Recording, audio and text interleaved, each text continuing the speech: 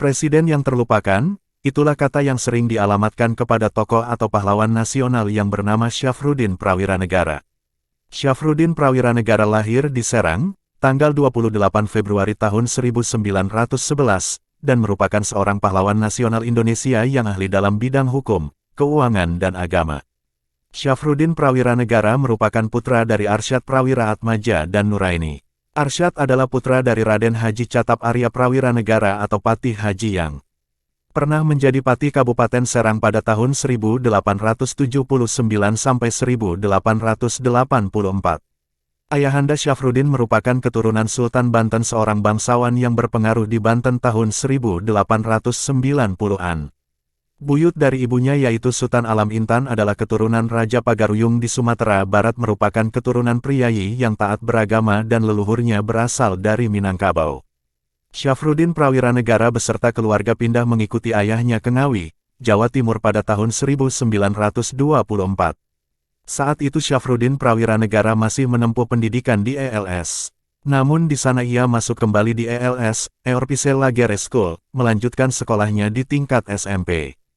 Setelah lulus dari ELS, Syafruddin Prawiranegara melanjutkan pendidikan di Mulo, Mirwit Gebreid Lager Onderwijs di Madiun. Ia lalu melanjutkan pendidikannya di Algemeen Middelbare School AMS di Bandung pada 1931 serta Resuge School, Sekolah Tinggi Hukum, di Jakarta, sekarang Fakultas Hukum Universitas Indonesia, pada tahun 1939, dan berhasil meraih gelar Master in the Rechten, saat ini setara dengan Magister Hukum. Selama hidupnya, ia pernah menjabat sebagai redaktur siaran radio PPRK di swasta pada tahun 1939 hingga tahun 1940, Menteri Kemakmuran pada tahun 1948, Ketua Korp Mubalik Indonesia pada tahun 1948. Tak hanya itu, Syafruddin juga memegang jabatan vital yaitu di mana ia menjadi pemimpin pemerintahan darurat Republik Indonesia pada 1948 sampai dengan 1949. Syafruddin yang ahli dalam bidang keuangan juga pernah menjabat menjadi Gubernur Bank Indonesia de Javasche Bank pada tahun 1951, anggota Dewan Pengawas Yayasan Pendidikan dan Pembangunan Manajemen PPM pada tahun 1958, pimpinan Partai Masyumi pada tahun 1960, dan anggota pengurus Yayasan Al-Azhar Yayasan Pesantren Islam pada tahun 1978. Syafruddin Prawiranegara merupakan orang Indonesia pertama serta satu-satunya orang yang menjadi Presiden de Javasche Bank (DJB) di masa-masa akhir, tahun 1951 sampai tahun 1953. Ia juga memegang jabatan Gubernur Bank Indonesia (BI) pertama tahun 1953 sampai tahun 1958 sebagai hasil dari nasionalisasi DJB. Sebelumnya, posisi nomor 1 di DJB tahun 1828 sampai tahun 1951 selalu dipegang oleh orang Belanda.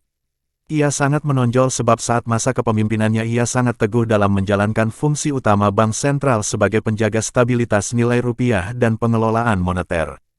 Tak hanya itu, ia juga orang pertama yang mengusulkan agar pemerintah RI untuk menerbitkan mata uang sendiri untuk mengganti beberapa mata uang asing yang masih beredar. Mengutip dari bi.go.id, di lingkup pemerintahan, Syafruddin pernah menjabat sebagai Menteri Keuangan pada 1946 dan Menteri Kemakmuran pada 1948. Saat dirinya menjabat sebagai Menteri Kemakmuran, ia ditugaskan membentuk pemerintahan darurat RI PDRI. Ini merupakan peristiwa di mana Presiden Soekarno dan Wakil Presiden Moh Hatta ditangkap pada agresi militer II serta diasingkan oleh Belanda ke Pulau Bangka. Syafruddin Prawiranegara yang saat itu menjabat Menteri Kemakmuran menggelar rapat karena mendapatkan informasi situasi di Yogyakarta yang memburuk lewat siaran radio meskipun kawat dari Soekarno-Hatta tak sampai di tangannya. Akhirnya, rapat di Bukit Tinggi memutuskan untuk membentuk Pemerintah Darurat Republik PDRI.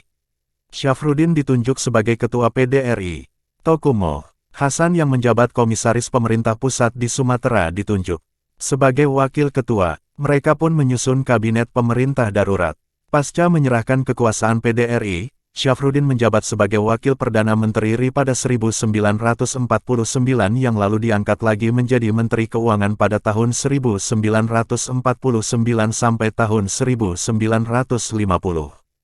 Saat menjabat sebagai Menteri Keuangan, ia membuat terobosan, gunting Syafruddin dan sertifikat devisa untuk mengatasi krisis. Syafruddin Prawiranegara wafat pada tanggal 15 Februari tahun 1989 dan dimakamkan di Tanah Kusir, Jakarta Selatan. Setelah agresi militer Belanda II, dan Presiden Soekarno dengan Muhammad Hatta ditangkap oleh Belanda, agar tidak terjadinya kekosongan kekuasaan maka perlunya Soekarno memberikan mandat pada tokoh lainnya. Dalam hal ini adalah Syafruddin Prawiranegara yang bertanggung jawab untuk menjalankan pemerintahan dalam melawan serangan Belanda dalam agresi militer II. Dalam hal ini, secara konstitusi Syafruddin Prawiranegara pernah menjabat sebagai presiden. Namun tidak dicatat dalam nama-nama Presiden Republik Indonesia. Terima kasih sudah menonton, jangan lupa subscribe dan like channel ini.